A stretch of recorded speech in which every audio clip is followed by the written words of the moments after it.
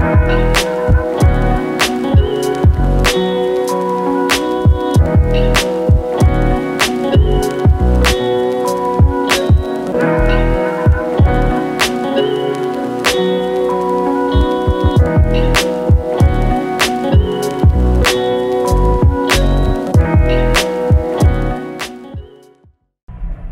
bosku, kembali saya Timothy di sini. Selamat datang di channel Timothy Agejok. Jadi hari ini saya mau cerita atau mau sharing pengalaman saya ketika cek engine Innova yang sudah di remap itu menyala. Jadi ceritanya gini, saya lagi perjalanan dari Jakarta, dari Tangerang ke Semarang. Kebetulan ini saya berhenti dulu ya, karena cek engine nyala. Nanti saya jelasin sedikit. Jadi saya perjalanan dari Jakarta ke Semarang, lalu di tengah perjalanan tiba-tiba cek engine Innova saya ini menyala. Jadi setelah menyala kayak gini. Ini kebetulan saya lagi dalam kondisi masih di jalan tol itu, di posisi saat ini yang saya ceritain. Saya berkendara secara ya lumayan kenceng lah, bisa dibilang jalan 140 km per jam sampai 150 km per jam. Menurut saya cukup wajar jalan di tol segitu, apalagi tenaganya Innova diesel kalau udah di remap kan kenceng. Tapi tiba-tiba itu cek engine menyala seperti ini. Nanti saya ceritain sedikit. Nah, jadi cek engine menyala seperti ini. Ini posisi saya lagi di bahu jalan ya. Saya berhenti di pas jalan lurus supaya ketika dari belakang itu nggak ada masalah, nggak ada mobil yang blind spot yang ada di sini. Lalu ketika saya matikan engine-nya ini saya coba matikan engine-nya, cek engine-nya mati. Kita tunggu, waktu saya starter lagi itu cek engine-nya hilang. Nah, kejadian serupa terjadi setiap 5-10 km sekali. Saya nggak tahu ini ada apa, tapi kayak gini. Jadi saya tunjukin bahwa ini sebentar lagi, 5 km lagi sampai 10 km lagi, walaupun saya sudah restart, cek engine-nya bakalan nyala lagi. Nah, jadi bisa kalian lihat setelah jalan 5 kilometeran itu ya, 5 kilometeran kebetulan cek engine-nya nyala lagi. Jadi saya mau cek kondisi daripada fisik-fisik yang ada di Innova. Biasa kalau engine kan saya langsung kepikir, oh ini adalah mesinnya, oh timing bell. Tapi kalau saya lihat timing bell, sebenarnya dia punya indikator sendiri yang ada di sini. Jadi harusnya kalau timing bell harusnya bukan gitu. Oke, kita langsung cek ke bagian mesin ya. Sorry kalau kameranya goyang-goyang karena saya sendirian. Nih, di mobil sendirian. Seperti ini ya. Belum buka. Ini buka dulu.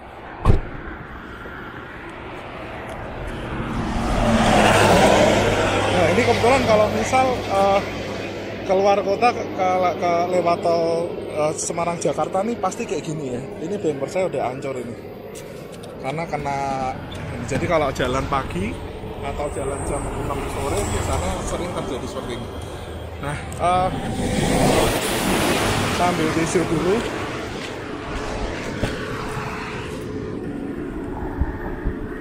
Ini nanti untuk mengecek oli ya. Jadi kemungkinan pertama adalah saya pikir adalah turbo ya, karena tadi lagi pas habis lumayan ngebu juga. Nah, sepertinya dari turbo kalau saya lihat sih cukup aman, tidak ada kebocoran, hanya ada buangan uap oli aja yang ada di sini. Ini wajar. Di sini juga buangan uap oli mesin, tapi kalau untuk dari buangan cartridge-nya sih tidak ada gejala karena tidak ada loss power juga, jadi powernya itu masih kenceng. Nah, lalu kita cek ke bagian radiator. Nah, di radiator ini kebetulan malah lebih dari full. Nah, karena saya juga pernah pakai Innova diesel saya yang 2005 itu pernah termostatnya rusak di tol juga gitu. Jadi at least saya jadi paham bagaimana mengecek radiator. Jadi radiator ini masih dalam kondisi oke, tidak sampai muncrat-muncrat juga, tidak full, tidak panas. Maksudnya panasnya masih bisa didinginkan radiator ya seperti ini. Lalu oli power steering rasanya oke. Kalau filter solar kayaknya nggak mungkin, karena kalau filter solar itu biasanya indikator munculnya ada di indikator bahan bakar. Lalu saya coba cek ke oli mesin. Nih, oli mesin coba saya bersihkan dulu ya. Oli mesin. Jadi kalau cara mengecek oli mesin ya kalian bersihin dulu. Lalu saya coba colokin lagi. Saya takutnya ada turbo yang jebol atau gimana, lalu olinya kebakar. Takutnya itu aja, karena kalau gejala turbo jebol itu setahu saya olinya kebakar. Ini jadi bisa dilihat bahwa olinya masih dalam kondisi penuh dan baik ya. Walaupun ini sebenarnya olinya udah saatnya ganti, sudah 5.000 km. Karena saya lumayan belakangan sering PP ke Semarang, Jakarta ya. Ini olinya masih full dan kondisi oke. Nah, saya curiga ini adalah di bagian oli matic. Yuk kita cek ke bagian oli matic. Nih, kalau oli matic kan ada di sini. Nah, warnanya merah itu ya. Jadi kan bisa lihat nih oli maticnya.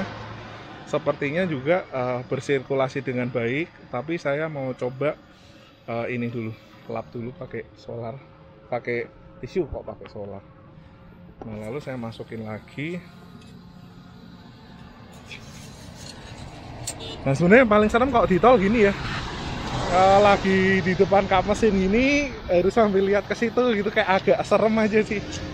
Seremnya di situ, makanya harus pintar-pintar cari bahu jalan untuk supaya aman ketika berhenti di bahu jalan, cari posisi aman. Nah, ternyata oli ini masih oke, warnanya juga masih merah bening, karena ini mobil selama saya beli juga itu baru jalan sekitar hampir 20.000 km. Oh, jadi oli ini umurnya masih 20.000 km.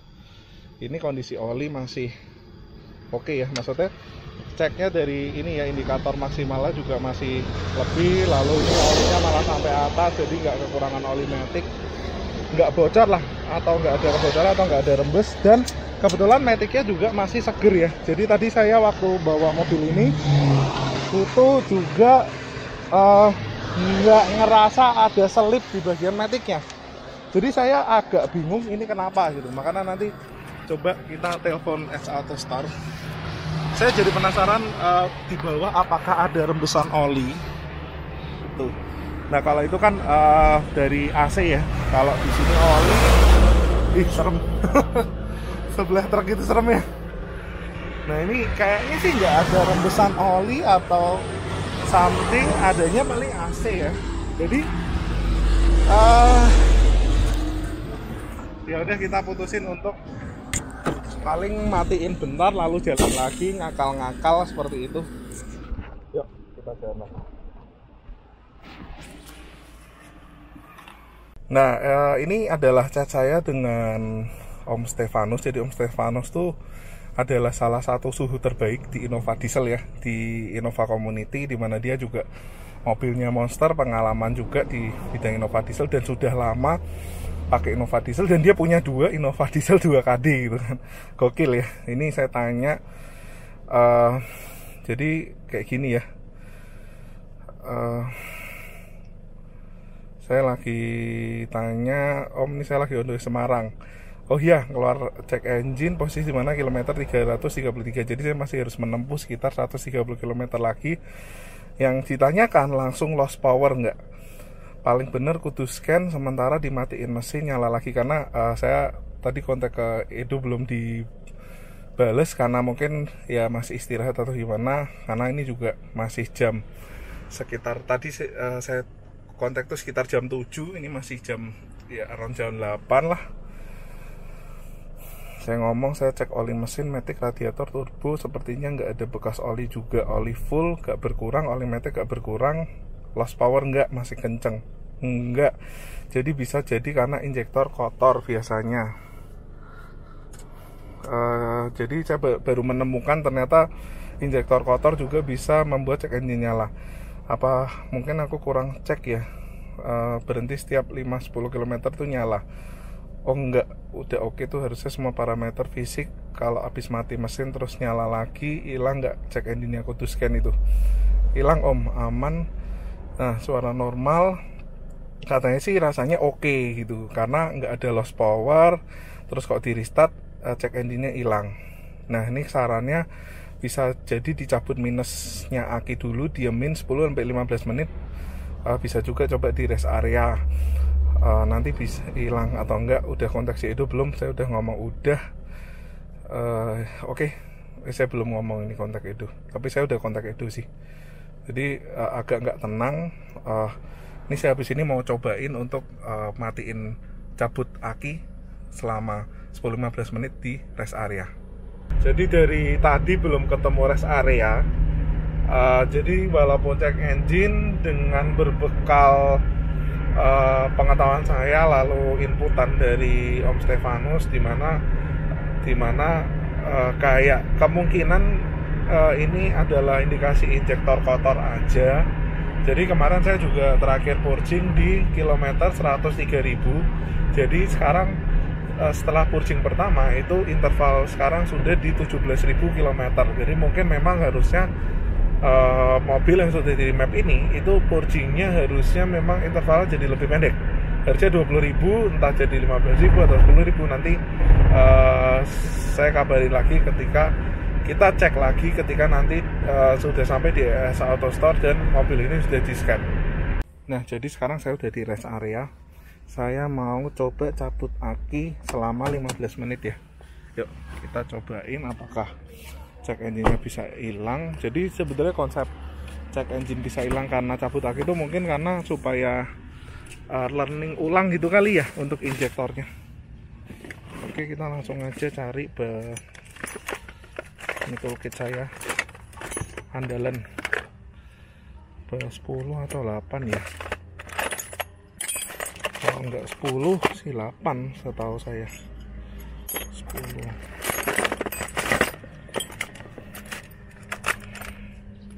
Oke. Nah, ini kita mau cabut aki.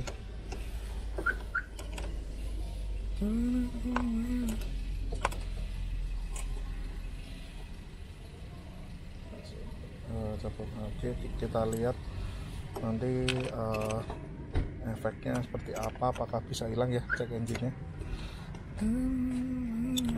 Nah ini saya cabut aki yang minus aja supaya arusnya tuh terputus gitu ya. Nanti kita lihat cek setelah 15 menit. Di situ ada Indomaret, nanti sekalian mau beli makanan, roti or something. Nah sekarang ini udah sekitar 15 menit. Sekarang kita mau pasangin untuk akinya ya. Kita sambungin lagi arusnya. Wah, apa itu? Bautnya jatuh.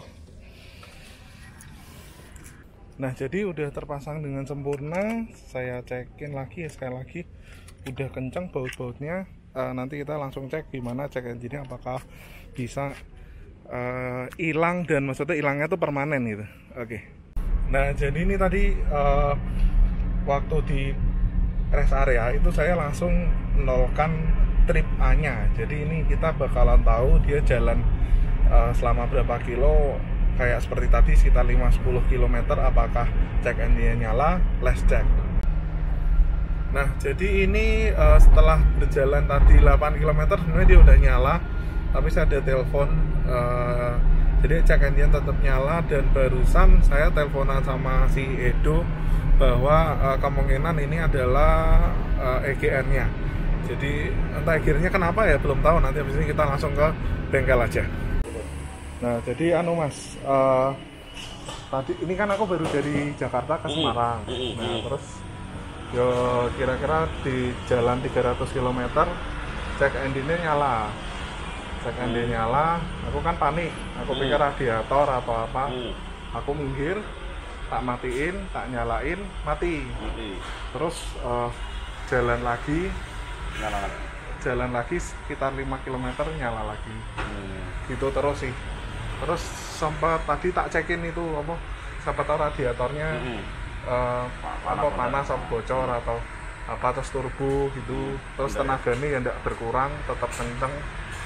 Terus Tak cek olinya juga full. Oke ya. Oli matic ya full. Nanti di scan kelihatan. Nanti di scan aja ya. Nanti scan kelihatan. Biasanya apa mas kayak gini mas? Oh, paling biasanya dengan detektor barunya. Oh gitu. Nanti kelihatan loh. Oh di scan aja ya. Karena kalau udah di scan kita ngawang-ngawang toh. Oh. Mungkin radiatornya atau mungkin filternya kotor atau apa kan gitu ngawang. Tapi kalau scan nanti kelihatan. Problemnya apa kelihatan. Oh gitu. Nah ini nama sini kayaknya kan sudah jatah ganti oli juga. Sudah 4.500-an lah. Nanti sekalian diganti oli sama ganti filter solar aja. Oh gitu ya. Oli sama filter oli enggak? Filter oli coba di nanti lihat ya. Nanti dilihat aja mas. Kan dia dulu memang di kemarin di sini terasa. Oh iya. Katanya pakai apa Silvac atau apa ya? Ya wis. Nanti ada datanya, nanti kita lihat. Terus kelihatannya kan juga ini purging itu udah 17.000 km lah. Kira-kira nek perlu di purging apa ya mesti purging sekalian ya tak? Iya. Tak tinggal ya mas. Oke mas. Kontaknya di dalam ya. Ini kontaknya. Oh iya. Iya. Nah ini udah ketemu sama bosnya. Baru buka bengkel baru di Mabonjol. Lebih besar. Bisa tampung 100 mobil di sini. Nah tadi kan cek engine tuh bro. Terus analisamu gimana? EGR dari scan Jeep, dari hasil scan EGR-nya ada fault. Itu kalau kita cek, dilihat dulu apa macet, apa kotor, nanti kita bersihin. Oh gitu. Kalau memang nggak bisa bersihin tetap masih error ya ganti. Oh gitu. Oh ganti EGR ya? Ya. Cuma kemungkinan kotor aja sih. Oh gitu. Nah kemarin EGR kan sebenarnya ditutup ya bro ya? Ditutup, cuma kan dia kan menutup dari kalau dari remake kan posisi nutup dari sistem aja. Jadi kalau masih sama masuk ke situ. Makanya tetap harusnya lebih baik untuk pakai yang EGR block. Oh gitu. Jadi sebenarnya kalau misal rusak tuh rusak dari EGR tutupnya itu ya? Yang tutup secara remake. Kalau yang ini rusak EGR-nya, juga sistemnya. Oh gitu. Oh, nah itu kalau misal sampai ganti, habisnya berapa bro? Nanti step 4 dia dicek dulu, nggak ada review soalnya. Oh gitu. Oh, jadi bisa aja kotor, bisa aja rusak ya? Nanti dicek dulu ya itu. Oh gitu. Coba dibersihkan, emang nggak bisa ya nanti baru coba dicek. Oh, apa mungkin lebih baik ditutup secara fisik lebih ya? Baik ya, ditutup secara fisik memang lebih baik. Oh gitu. Nah nek sing ini, kalau ini nanti maksudnya kalau misal nggak rusak, menurutmu saranmu gimana? Tutup aja mungkin. Tutup secara pakai EGR block itu lebih baik sih. Oh jadi kalau misal nggak rusak tetap ditutup pakai EGR block. Lebih baik. Tapi kalau misal rusak juga habis itu ditutup EGR block juga. Ya, tetap lebih baik ditutup sih. Oh intinya tetap ditutup. Intinya lebih baik ditutup. Oh. Oh jadi kenapa bro? Kenapa lebih baik ditutup gitu ya? Karena kalau nggak ditutup dia kemasukan kotoran terus pasti nanti. Oh gitu ya. Jadi kotoran numpuk ini ya. Apa pengaruh biosolar juga? Enggak pengaruh, cuma tidak banyak sih ya. Oh gitu. Oke. Kalau injektor aman tuh. Aman ya. Habis pusing, learning ulang, kondisi normal semua aman. Normal semua ya. Oke. Saya tadi ya begitulah. Nyala terus. Ini pasti ngebut terus soalnya ini. Ya enggak lah, cuma 140 paling. 140 ya Innova diesel wajar lah. Nah, jadi ini Innova saya ya. Innova saya kemarin yang sempat ngolong-ngolong waktu di tol dan ketakutan ketabrak truk dari belakang. Nah, ini udah sama bosnya. Halo. S Auto Store. Jadi kita mau tanya nih. Jadi kemarin itu rusaknya kenapa ya, Bro ya? Jadi kemarin itu di bagian EGR-nya itu, EGR-nya itu macet, kena kotoran. Oh macet. Jadi dia bacanya fault check engine. Oh, sebenarnya dipakai jalur tidak ada masalah, cuma ya namanya fault dari si bensin. Oke. Jadi sebenarnya nggak mengganggu kinerja mesin ya? Sebenarnya tidak mengganggu sama sekali. Power juga tidak ada. Power nggak ada loss. Cuma memang nggak enak aja gitu kali ya kalau misal engine. Ya, yang namanya fault harus tetap diberesin. Nah jadi itu sebenarnya kerusakannya apa bro? EGR ini? Valve-nya EGR-nya itu macet. Jadi kita bersihin, kemarin dicoba-coba sudah bisa jalan. Ini kita pasang dan harusnya sudah ada masalah. Oh gitu. Lah penyebab macet itu sebenarnya apa ya? penyebab macet itu karena kotorannya dari mesin. Kan kebetulan waktu itu otomotif belum pakai tutup EGR yang ditutup pakai plat itu kan. Ya. Jadi kemungkinan masih ada kotoran dari gas buang yang masuk ke mesin. Oh gitu, jadi masih bocor gitu ya? Sistemnya kan gas buang dari knalpot dikembalikan ke mesin. Ke mesin, sebenarnya kan tujuannya baik ya, buat emisinya jadi bagus. Cuma gitu kan. Karena mungkin di sini kita pakai bahan bakar yang kualitasnya memang berbeda ya. Solar busuk lah ya. Ya mau nggak mau memang. Ya sebenarnya itu untungnya buat bengkel seperti saya. Oh gitu ya, jadi kamu bisa dapet cuan ya, pintar ya. Oke. Kalau bisa jangan ditutup nggak apa-apa, jadi nanti sering bersih ke saya. Oh siap. Enggak ya, itu siap. edukasi yang salah ya. Nah jadi gini tuh, sebenarnya mau nanya, semisal kemarin nih EGR-nya rusak, itu kira-kira apakah EGR itu bisa diperbaikin atau mungkin harus diganti? Dan kalau misal diganti itu biayanya berapa? Kemungkinan rusak itu kecil sebenarnya ya. Oh kemungkinan rusak itu kecil. Cuma kalau memang sampai rusak ya diganti valve-nya itu bisa. Oh ada gitu ya. Sekitar 1,8 kalau salah kemarin ya. Oh 1,8 ya. Itu ori Toyota ya. Toyota. Udah ganti situ ya. Jadi sebenarnya kalau dipikir-pikir ya EGR itu tempat sampah dari situ. Ya, itu kotoran bakal numpuk ke situ dan masuk ke intake selanjutnya. Lah ya berarti kan kayak tempat sampah yang dimasukkan sebelum intake ya. Maaf ini. Nanti di-cut aja ya di video. Kok kayak jadi kasar banget gitu ya. Jadi ini enggak EGR itu untuk emisinya biar bagus intinya gitu ya. Ya kalau EGR-nya nggak dipasang, dia kotorannya kan masuk ke EGR dan EGR itu selanjutnya ke bawahnya kan intake. Intake-nya bakal kotor lama-lama. Nanti yang bisa bikin penyebab ngebul hitam walaupun standar nggak ada tenaga tapi atau ngebul hitam ya itu kadang dari intake-nya kotor. Jadi kalau misal kalian subscriber saya ya, misal ketemu Innova standar gitu nggak remap ya, terus keluar asapnya hitam, nah itu berarti atau kalian lagi dapat Innova ya, maksudnya misal baru dapat Innova, baru ngambil second gitu Innova, terus nggak ada apa-apa, kok tenaganya nggak kayak remap juga gitu, biasa aja, tapi ternyata keluar asap hitam berarti itu EGR-nya. Salah satu penyebabnya adalah EGR.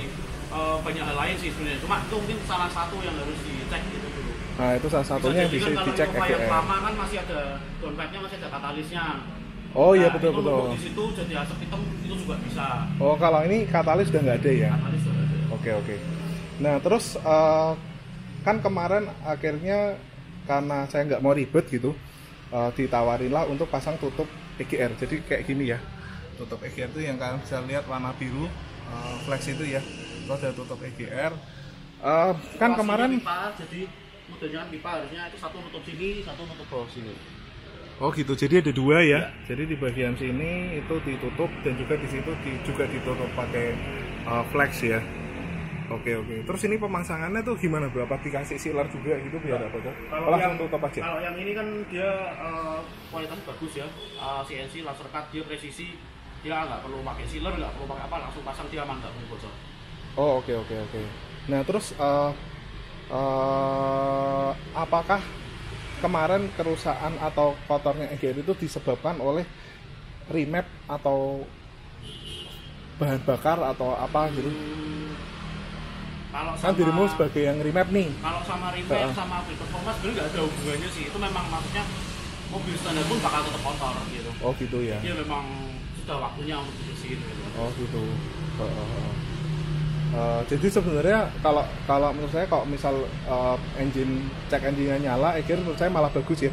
Jadi kita diperingatkan sebelum mobil itu lost power ya. Kalau sampai kuatar banget pasti lost power ya. Pasti lost power. Dan kadang ada yang nggak cek engine. Selama valve-nya tetap bisa main, dia nggak bakal cek engine. Oh gitu. Oke. Terus pengaruhnya apa? Berapa mungkin dari bahan bakar atau apa gitu? Ya bahan bakar mungkin yang pengaruh ya, yang pertama. Atau bahan bakar itu pengaruh pertama. Bahan bakar itu kan biasanya kan campuran dari uap olinya juga kan. Oh gitu ya. Karena kalau mungkin orang yang kadang ganti olinya telat atau mungkin olinya yang kualitasnya kurang bagus, apalagi kena oli palsu itu kan uap oli banyak. Itu masuk ke intake, masuk ke EGR juga. Terus dia ada apa namanya? EGR juga yang masih belum diblok itu dia kecampur ya, jadinya kerak-kerak. Nanti saya kasih fotonya nanti. Oh iya nanti di share ya. Nanti bisa kalian lihat foto EGR-nya seperti ini. Nah lalu dari pengaruhnya dari biosolar tadi ya. Biosolar ya, maksudnya ya kalau kalian punya budget berlebih lah isi Dexland lah, jangan pelit kayak saya gitu. Yang isinya biosolar sampai sama apa aditif terus gitu. Nah, sekalian mau nanya nih, kemarin kan waktu remap kan EGR ditutup secara remap ya? Ya. Nah, apa bedanya EGR ditutup secara remap dan juga apa dengan EGR yang ditutup secara fisik kayak gini? Ya kalau secara fisik gini sudah pasti dia nggak bakal ada udara yang lewat kan, udah ketutup kan. Kalau gitu. secara sistem sebenarnya posisinya sudah nol, cuma mungkin kan katup itu dia posisi nutup atau enggak kita nggak tahu kan. Oh, oke. Siapa tahu dia kena kotoran posisinya nol tapi masih rembes, itu kan kita nggak tahu juga kan. Oh, oke. Nah, Jadi ini lebih baik tetap, kalau menurut saya tutup pakai EGR block itu jauh lebih baik sih. oh gitu. Nah, jadi menurutmu EGR itu penting nggak sih? Kalau untuk memang mau, Nah, ini pertanyaan berat nih. Kalau Sebenarnya kalau dari segi disupport sih pengennya ditutup ya, tapi sebagai tuner ya. kalau dari maksudnya mau perawatan supaya bisa bersih ya tetap tutup sih menurut saya. Oh Itu gitu ya. Walaupun lingkungan jadi lebih kotor ya. ya sebenarnya kan itu kan kalau kondisi mobil jalan juga nggak akan ada beda banyak. Oke. Nah, gitu daripada bingung ya. Mending kalian nanti komen, kalian setuju tanpa EGR atau kalian setuju EGR. Nanti komen di bawah. Ya. Kalau setuju sebenarnya nggak apa-apa gitu. Setuju juga nggak masalah, nggak setuju juga nggak masalah. Yang penting kita diskusi aja di kolom komentar. Semua itu jangan jadi plus dan minus. Nah, betul. Kalau pakai EGR juga nggak masalah ya kan. Iya. Banyak yang kesini bersihin EGR. Ya, gitu. Betul. Kalau nggak pakai ya. Jadi sebenarnya kalau buat tutup gini, itu malah kamu dari BNR rugi ya, dan tidak bakal ada kesini lagi. Betul. Ya, berhubung dia baik, dia nawarin tutup EGR sekalian gitu. Nah, jadi dapat cuan dari tutup EGR-nya. Nanti tinggal dibandingin bersihin EGR sama jangan-jangan cuannya gede ini nih. Cuannya lebih gede itu jualan tutup flash ini. Tiap bersihin ongkosnya mahal kok. Gitu ya. Nah, jadi ini saya rinciin sekalian biayanya. Jadi kemarin saya udah ditagihin. Nah, jadi ini perincian total habisnya ya. Jadi ada beberapa tindakan dan barang. Yang pertama ganti flash EGR delete itu habis 250.000, karena udah ada ganti oli juga pakai Delvac ini habis 380.000, fuel filter Innova 125, purging juga karena kebetulan udah jalan 17.000, nanggung lah daripada nanti sekalian di purging sekarang jasa bongkar dan pasang EGR itu 250.000, jadi EGR udah normal kembali. Ini habis di 1.255.000. Nanti habis ini kita langsung cek gimana setelah jalan beberapa kilo apakah cek engine-nya bakalan nyala lagi. Nah, jadi akhirnya setelah dibersihin EGR itu Innova saya benar-benar sudah hilang cek engine-nya. Ini saya udah pakai beberapa kilometer. Iya, kalau 10-15 km mah ada, dan sudah tidak cek engine. Jadi kesimpulannya sih sebenarnya EGR itu kan seperti tempat sampah ya, jadi bisa dibilang butuh, bisa dibilang nggak butuh, dan suatu dilema juga ketika EGR dicopot, performa mobil malah meningkat, tidak ada resiko kotor, tapi emisinya jadi kotor. Tapi kalau misalnya EGR dipasang, itu perlu maintenance lebih untuk membersihkan EGR. Sedangkan kalau EGR dipasang, emisi malah jadi lebih bagus seperti itu. Jadi sebenarnya dilema. Jadi kita diskusi aja. Jadi diskusi aja, silahkan komen di video ini. Kira-kira kalian setuju nggak dengan adanya EGR? Terus kalian ada pendapat seperti apa? Bebas, silahkan komen di bawah. Thank you, bos.